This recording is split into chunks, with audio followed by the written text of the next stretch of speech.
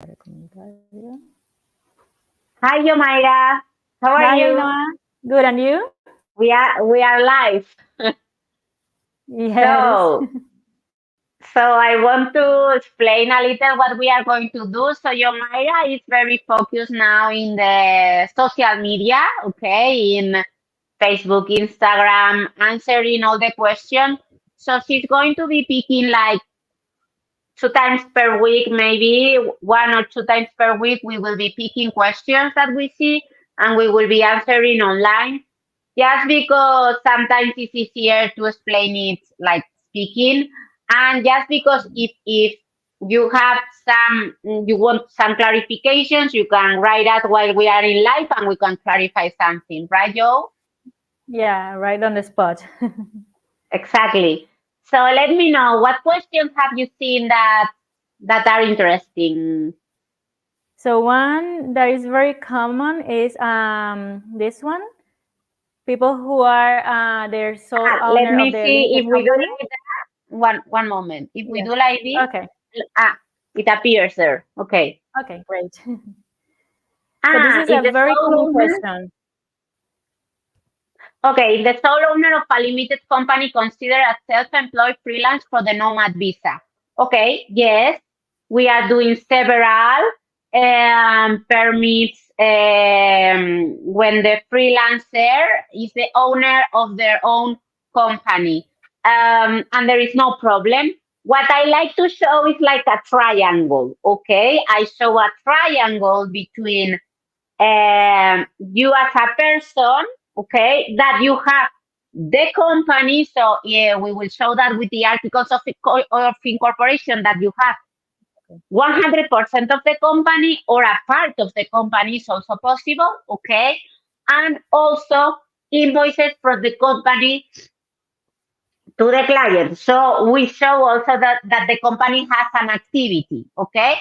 So we do a triangle between the person that has to get an income from the company, okay? So it's not only that you are the owner of the company, you have to be paid by the company, okay? Paid by the company, the perfect scenario is paid as a freelancer, okay? So paid from your company to you, but also doing a perfect scenario, I think, just for them, not immigration, not to have doubts about if that company really exists and if that company really has an activity. Then we show also the invoices from the company to the clients. I think with that you won't have any problem, and it's perfectly fine. Exactly. Yo, any And clarifications you want to do?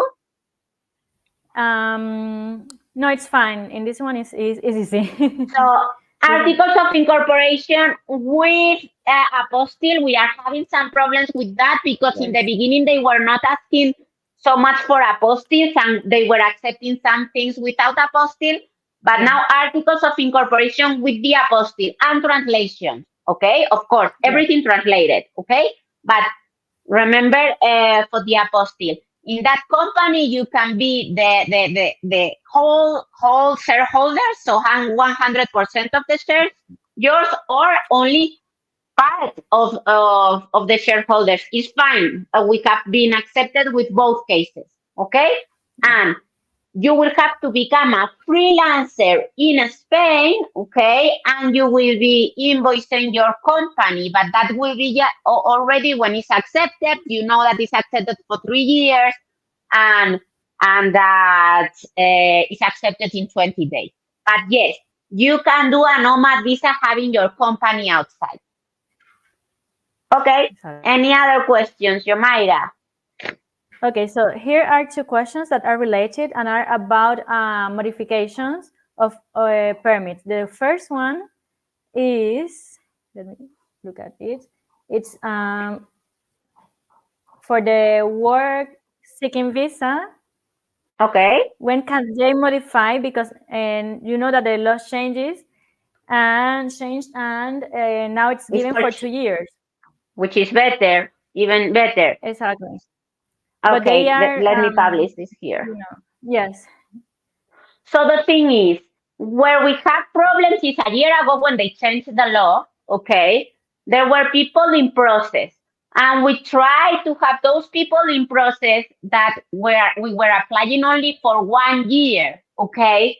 We tried to apply for an extension when the law changed. And we were not very successful on that. We really had to fight a lot.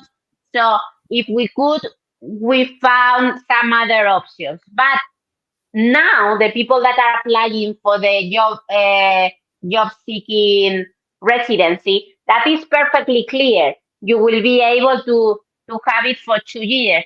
Those 2 years, you understand that this a residency, so it counts for nationality, for example, and it counts for long-term residency because you know the student permit only counts for the European long-term residency and only as a half. Okay, this whenever you change to the job-seeking residency, it will count 100% and for both for European Union long-term residency or for the normal long-term residency. Okay, but you cannot work. Okay, if you want to work, you need to switch again whenever you want. You don't need to wait for 2 years because there are people that think that they have to be all the job search residency in order to modify. No, whenever you are ready, you can modify to practica, for example, okay, or to highly qualified, or even to cuenta ajena whenever you finish the studies, because you know that this also changed before. As a student has to be 3 years in order to modify to cuenta ajena. That is not that way anymore. After finishing your studies, you can go directly to tu cuenta ajena, even if it's been for 1 year. Okay, but the job search residency, it is for 2 years, and the most important thing is that it's online. Okay, there are some residencies, there are some permits that you can go to immigration and do it in person, and doing it online is an option. But this is not an option. You have to do it online. And there are a lot of denials because you go to immigration and you don't do it online, okay? You do it maybe at registro, but not online, okay? So this is mandatory to do it in by digital means, okay? And you can do it if you have a digital certificate, or you can do it through us. Of course, we have a digital certificate and we do it. Okay, Yomaira, any addition you want to do, because you see a lot of Yomaira, if you don't know, Yomaira is my oldest. I don't want to say oldest. She has been with me already for 10 years. For the longest time. Yes, for the longest time. Seven. For the longest time, doing all the applications with me and all the other lawyers. So it's the one that knows the most, and that's why I want her to be answering the questions online every day and with me. So anything that you see, any problems you see with the job search visa, for example, is there a tasa? There is a tasa. It's like a renewal permit, but it's only paid for when you submit the application. Okay, and it's easy to pay it in the bank or online as well. Okay, if you hire our services, we take care of it. It's very easy. For sure. And and so and really the ones that we see denials are because two things. Because the course is not official, okay? Because maybe they have given you a student permit with a course that is not official, but they don't give you the job search visa or job search residency if it's not official. That is the one reason. And the other reason is because you go to the register office and you submit it there, but not online. That, I think, are the two main problems. Exactly. Okay, let me see that there is a question here. Yes, from James. Hi, all.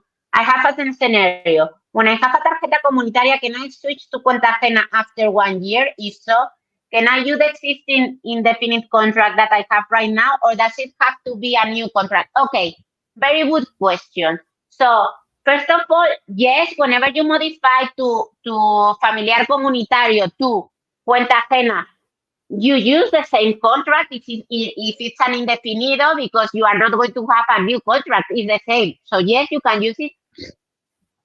But the most important thing is why you have that tarjeta comunitaria, okay? It is because you are the son of parents that are Spanish or European, or is because you are married? Because for example, if you are married or pareja de hecho, okay, and you are having problems with your couple, but you haven't split up officially, so you don't have a divorce or you don't have the cancellation of the pareja de hecho, they are not accepting the cuenta ajena. Okay, we have problems with this. So we have couples that were pareja de hecho, but they were already empadronados or registered in different addresses.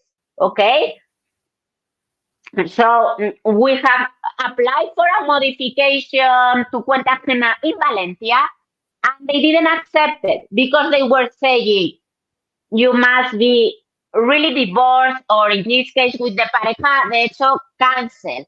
So this is something that creates a gray area, because also if you are registered in different addresses, empadronados in different addresses because you fight, okay, but you haven't canceled, it could be a problem for the renewal of familiar comunitario. So what we recommend in this case, if you are working, do the cancellation of pareja de hecho or the marriage, because if you are working, you meet the requirements to do the modification, so you are like in a safe moment to do it. And if not, what I say is at least to do a written communication saying, we haven't canceled the pareja de hecho or the marriage, but we are living in separate addresses. This I'm informing you because I need to know what to do. I need to know if you consider this is good to modify, and if it's not to modify, then you will have to renew my permit when the time comes to renew. So you start building up your case for the future. Okay, this is important because the problem in immigration is that a lot of situations are not defined by law. Okay, like this one. So at least you are creating like some evidence for the future, not for them to be able to cancel your residency. Okay. Yeah. And also in this one as well, there is a time frame for doing that notification to the Extranjería office, and also yes, to very submit good. the cuenta ajena application. So you have to, it's not just that we split up, we are living apart, and I just want to modify. You have 3 months after that notification to modify your permit. It's not like you can That leave is it important. because sometimes they deny, because these time frames or some things, very little things, can make a big difference in the approval or the denial of the application. Okay. Exactly. 3 months from the notification of the cancellation of the pareja de hecho or the divorce or something like that. Okay. Exactly. And also, when you are modifying, as for tarjeta familiar de comunitario, you don't need criminal records. You need to submit criminal records for the cuenta ajena. So keep in mind that is a very good. Yes. Sometimes they forget to ask it. So even maybe a friend of yours tells you, they didn't ask for that for me, and I was okay. But be careful with that, because the law says that they should ask you for criminal records, because for the first application they didn't ask you for the criminal records, and in an 80% of the cases they remember to ask for criminal records. So very good detail, Yomaira. You see why I have here, Yomaira? Thank you very much. You're welcome. Okay. Did you selected any other question, Joe? The other one was also related about modifications, and it was for people who have a non-lucrative permit and are changing for a work permit. They also want to know, let me see, when they can modify that permit. For Okay. example, if they had the first time non-lucrative, that is has to be renewed, when they can modify it. Okay. This is applicable not only for non-lucrative, but for all kind of residencies, okay? So the law says, look, I'm going to publish here the question you said. Okay. The law says that you can modify after a year of residency, okay? Tu cuenta ajena o tu cuenta propia. That means to be an employee or to be a freelancer, okay? So when you have been a non-lucrative for 1 year, you can already switch to cuenta ajena if you have a job offer with the minimum salary, okay? Or submitting a business plan. So for the freelance, with a business plan with also clients, that this is the kind of thing that is more difficult. It's not only having a project, it's already having clients, okay? But this is for in order to be a normal cuenta ajena or a normal cuenta propia. There are some other new permits, not so new, but newer, okay, that allows you to modify sooner. So if you want to modify to digital nomad, you can do it after whenever you want. So after 3 months of having invoices, even if you have if you've been 1 month as a non-lucrative or 3 months as a non-lucrative, the same as a highly qualified. Even if you've been 1 month with a non-lucrative and you have a job offer as a highly qualified, that means that you need to have a degree or a master's degree, okay, and have a job that needs that qualification and a salary of 42,000 euros if you are older than 30 years old, or less than 32K if you are younger than 30 years old, okay? You meet the requirements for the highly qualified worker visa, and you can modify before the year. And the same for the entrepreneur, which is similar to the freelance, but for an activity that brings innovation to Spain, or that really is going to be settled in a place that activates a lot the economy. So are like a little bit more special projects than a freelancer, okay? So you need to know this. After 1 year, you can modify to any employment that pays you a normal salary, a minimum salary, or a freelance, also a normal freelance. I don't know, open a bakery, be an English teacher. I don't know. This kind of very common activities. Job. Before the year, you can switch to highly qualified entrepreneur nomad visa. Golden visa or golden visa if you buy a also. house while you're here.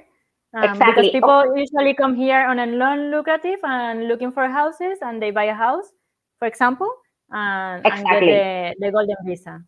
It's a way to be here in some like longer than 90 Exactly. days, so you have time Because to sometimes find it's a job. difficult to buy the property and have all the documents ready for the golden visa as a tourist. Because you can do it as a tourist, but sometimes when you are looking for a property and then you do the purchase agreement, the times go quickly. So sometimes, as Yomaira said, we do a non-lucrative, not to be limited to have everything in the 90 days as a tourist, and then switch whenever we want to the golden visa. And yes, exactly, with the non-lucrative or with any other permit that you have, you can switch to golden visa whenever you want. Okay, Joe, I think there are no more questions. We are going to pick that like 3 questions per live, and we are going to try to do every week 2 lives. And in any case, Yomaira is answering questions like every time. But when we do it live, we go more in depth in the explanation, and as James did, you can go live and you can ask whatever question, and we can explain it online and clarify it. So thank you very much for all the work you are doing, Yomaira. I know that it's a lot to do, but I'm very happy to have this position of answering questions all the time, because if you want a consultation with me, you can book it. There is a cost. I have to dedicate my time, and we do this for a living. But if there are general questions that we can be answering here in 5 minutes, Yomaira is there to share with you all the knowledge, the same as me. So thank you very much. We try to do another live very soon. Okay. Yes. We'll see. Thank you, Bye. Yomaira. Bye. Welcome. Bye.